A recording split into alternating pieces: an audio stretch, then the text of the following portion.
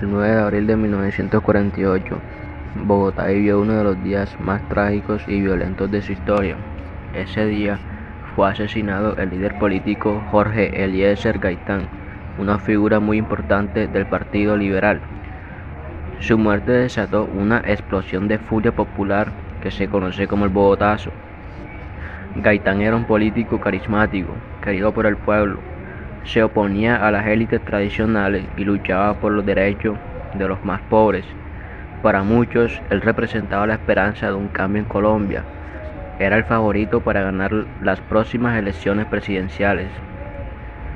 A las 1:05 de la tarde, Gaitán fue asesinado frente al edificio Agustín Nieto, en el centro de Bogotá.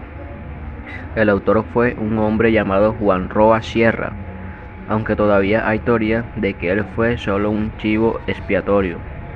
La noticia del asesinato se esparció rápidamente por toda la ciudad. En cuestión de minutos, miles de personas salieron a las calles. El dolor se convirtió en rabia y la rabia en violencia. Saquearon tiendas, quemaron edificios, destruyeron tranvías y atacaron instituciones del Estado. Bogotá se convirtió en un campo de batalla. La violencia no solo fue en Bogotá, en varias otras ciudades del país también hubo disturbios. La muerte de Gaitán marcó un antes y un después. El país entró en una etapa de violencia política conocida como la violencia, que duraría más de una década y dejaría miles de muertos. Durante el Bogotazo, el gobierno del presidente Mariano Ospina Pérez se vio completamente superado por la situación. El ejército tuvo que intervenir y se decretó el estado de sitio, pero ya era demasiado tarde. El daño estaba hecho. Uno de los elementos más simbólicos del Bogotazo fue el incendio de los tranvías. Las imágenes de los vehículos en llamas recorriendo las calles se volvieron un símbolo del caos. También se quemaron iglesias, oficinas públicas, bancos y casas. Las ciudades parecían una zona de guerra. En medio del caos surgieron figuras más adelante serían muy importantes. Por ejemplo, un joven cubano llamado Fidel Castro estaba en Bogotá ese día y participó en las protestas. Años después sería el líder de la Revolución Cubana. El asesinato de Gaitán no solo fue una tragedia para Colombia, sino que tuvo repercusiones internacionales. Muchos piensan que si Gaitán hubiera llegado a la presidencia, la historia del país habría sido diferente. Tal vez Colombia no habría vivido tanta violencia en el conflicto armado que vino después. El Bogotazo también dejó ver la profunda división entre las clases sociales del país. La élite y el pueblo estaban completamente desconectados. Mientras unos vivían con lujos, otros vivían con hambre y desesperanza. La muerte de Gaitán fue la chispa que encendió toda esa tensión acumulada.